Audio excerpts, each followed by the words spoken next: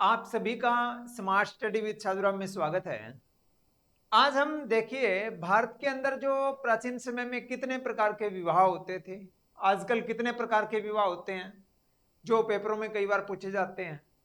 आसान तरीके से समझेंगे, बिल्कुल आपको पता है, सिर्फ आपको ये समझना है कि इस विवाह को किस नाम से प्राचीन समय में जानते थे। देखिए, आज हमारा टॉपिक रहेगा प्राचीन भारत के विवाह। इसमें आप समझिए, पहले आपको पता है प्राचीन समय में 8 प्रकार के विवाह होते थे। कितने प्रकार के? 8 प्रकार के विवाह होते थे। पहले समझ लो, फिर इसके साथ में ही हमने नोट्स चिपका रखे हैं, वीडियो। 8 में देखिए क्या है, पहले आप देखो। मान लो अपने घर वालों ने अपना रिश्ता कर दिया। अब देखो, आप भी समझदार हो, आप जिस जाति के हैं उसी जाति की लड़की आपको ढूंढ के दे दी, उसके साथ आपका रिश्ता हो गया। उसको क्या बोलेंगे? उसका नाम दे दिया ब्रह्म विवाह। कौन सा विवाह? ब्रह्म भी उस मालिक ने बनाए है। देखिए, एक तो है ब्रह्म विवाह, एक है देव विवाह, एक है आर्ष विवाह और एक है प्रजापत्य विवाह। पहले ये 4 समझो। जब ये 4 समझ जाओगे तो अपने अगले 4 समझने पड़ेंगे।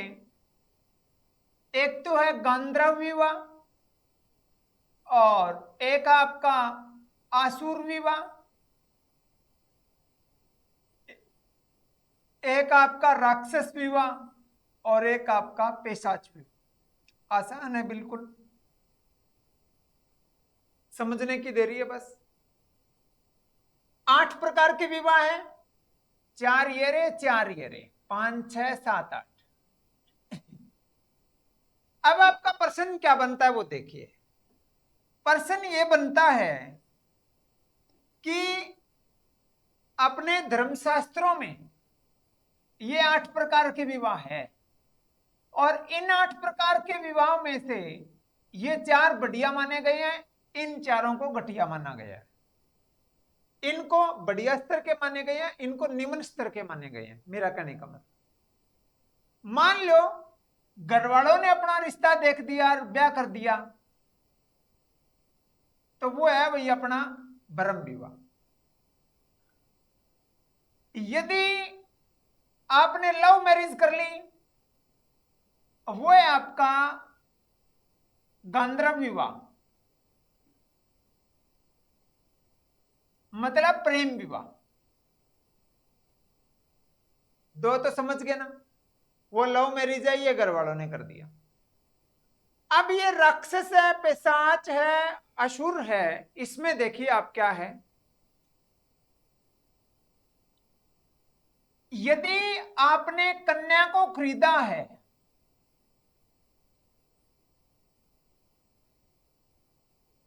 आपने कन्या को खरीद के और फिर आपने विवाह किया है, तो वो आपका विवाह रहेगा आसुर विवाह।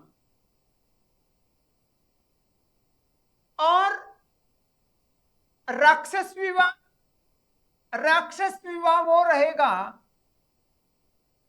या तो आपने अपहरण किया हो, और या आपके सामने जिस राजा की, मतलब पुराने समय की बात, जिस राजा की लड़ाई हुई उस राजा की कन्या और उनकी लड़कियों के साथ विवाह करना, वो आपका रहेगा राक्षस विवाह। अपहरण या राजा की हार, राजा की हार के बाद में हार जीत, ठीक है।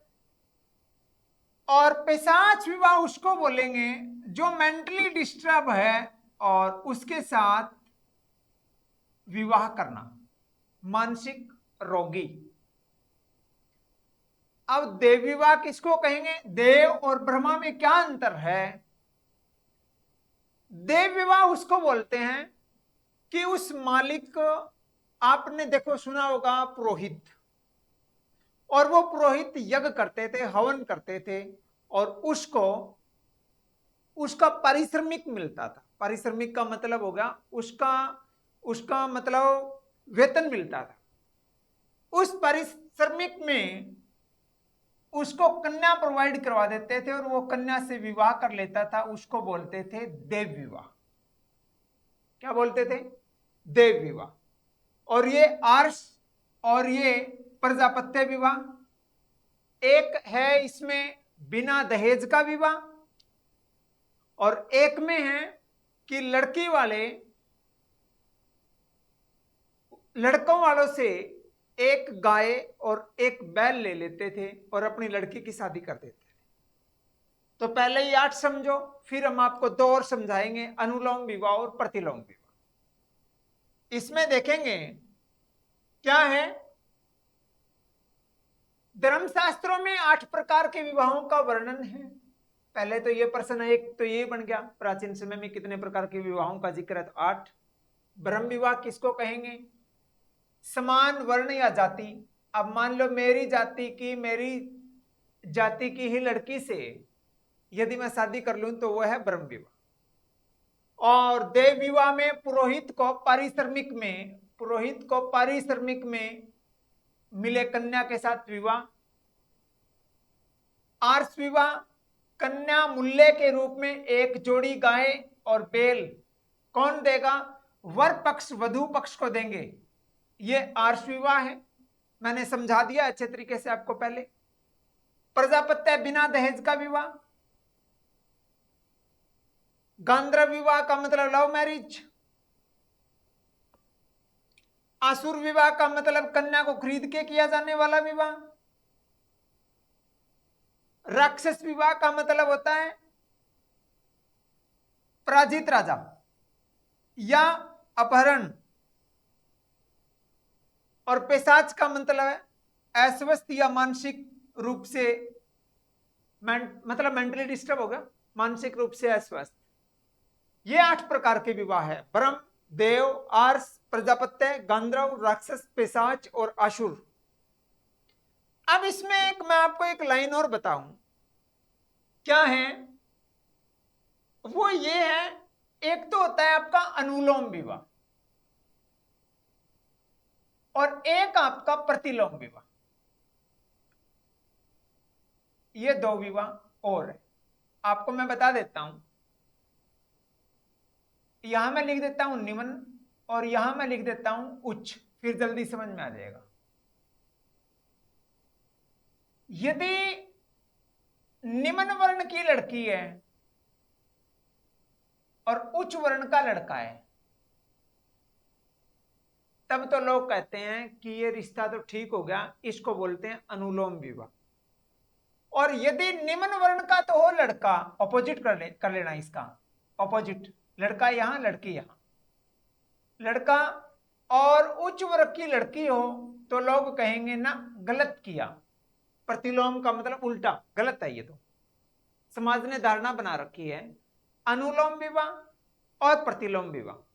अनुलोम विवाह उसको बोलते हैं जहां पर उच्च वर्ण का लड़का हो और निम्न वर्ण की लड़की हो तो उसको अनुलोम विवाह कहेंगे, और प्रतिलोम का मतलब उल्टा।